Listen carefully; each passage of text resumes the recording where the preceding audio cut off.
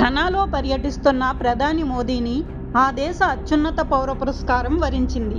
Ghana అధ్యక్షుడు Mahama the officer of the order of the star of ఘనాతో మోడీని సత్కరించారు.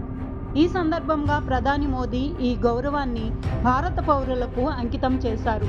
ఈ గౌరవానికి ఘనాకు కృతజ్ఞతలు తెలిపారు. జమ్మూ కాశ్మీర్లో 36 రోజుల పాటు జరిగే పవిత్ర అమర్నాథ్ యాత్ర ఘనంగా ప్రారంభమైంది.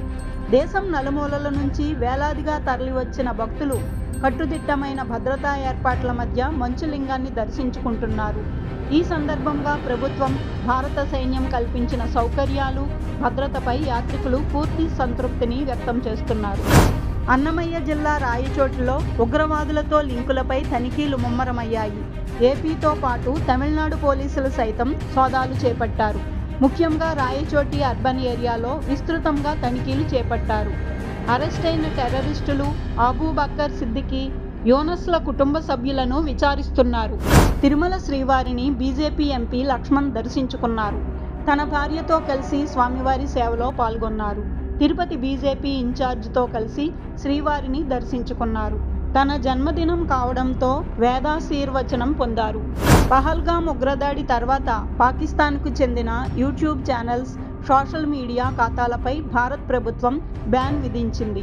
బుధవారం తిరిగి భారత్లో ప్రత్యక్షమయ్యాయి. దీంతో కేంద్రం అప్రమత్తమయ్యింది. తాజాగా పాక్ సోషల్ మీడియా ఖాతాలను భారత్ నిషేధించింది.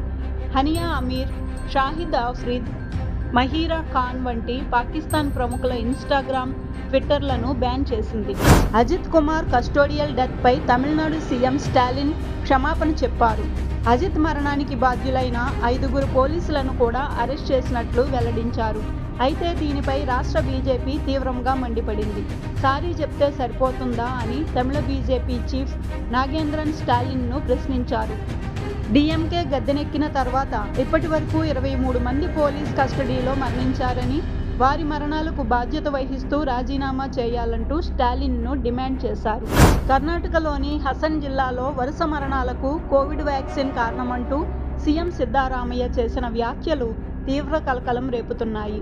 ఇప్పటికే మరణాలకు కోవిడ్ వ్యాక్సిన్ కారణం కాదని తేల్చి చెప్పగా, తాజాగా బయోకాన్ చీఫ్ కిరణ్ మంజుదార్ షా స్పందించారు. సిద్ధరామయ్య ఆరోపణలను తోసిపుచ్చారు. సిద్ధరామయ్య చేసిన వ్యాఖ్యలు ప్రజలను తప్పుదోవ పట్టించేలా ఉన్నాయని తెలిపారు. ఆ మధ్య సీఎం సిద్ధరామయ్య చేతిలో అవమానానికి గురైన అదనపు ఎస్పీ ఎన్వి భరమణి స్వచ్ఛంద పదవీ విరమణకు దరఖాస్తు చేసుకున్నారు. సీఎం చేష్టలతో తన ఆత్మగౌరవం దెబ్బతిన్నదని తన రాజీనామా లేఖలో పేర్కొన్నారు.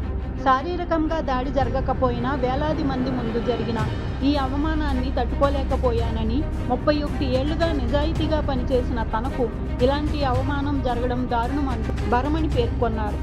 హమాస్ను నిర్మూలించే వరకు యుద్ధం ఆగదంటూ ఇజ్రాయెల్ ప్రధాని నెతన్యాహు వార్నింగ్ ఇచ్చారు. హమాస్ను పూర్తిగా పునాదులు లేకుండా చేయడమే తమ లక్ష్యమని ప్రకటించారు. గాజా, ఇజ్రాయెల్ మధ్య 60 రోజుల సీజ్ ఫైర్కు ఒప్పందం కుదిరిందన్న అమెరికా అధ్యక్షుడు ట్రంప్ ప్రకటన చేసిన మరుసటి రోజే నెతన్యాహు ఈ స్టేట్మెంట్ ఇచ్చారు.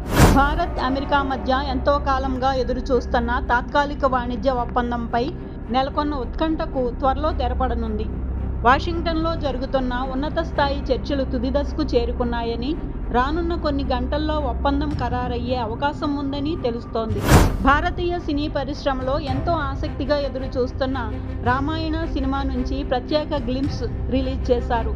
బాలీవుడ్ స్టార్ రణబీర్ కపూర్ రాముడిగా, సాయి పల్లవి సీతగా నటిస్తున్న ఈ ప్రతిష్టాత్మక చిత్రం నుంచి 3 నిమిషాల నిడివి ఉన్న వీడియో విడుదలైంది. ప్రస్తుతం ఇది భారతీయులందరి దృష్టిని ఆకర్షిస్తోంది. పవర్ స్టార్ పవన్ కళ్యాణ్ అభిమానులు ఎంతో ఆసక్తిగా ఎదురు చూస్తున్న హరిహర వీరమల్లు సినిమా ట్రైలర్ విడుదలైంది.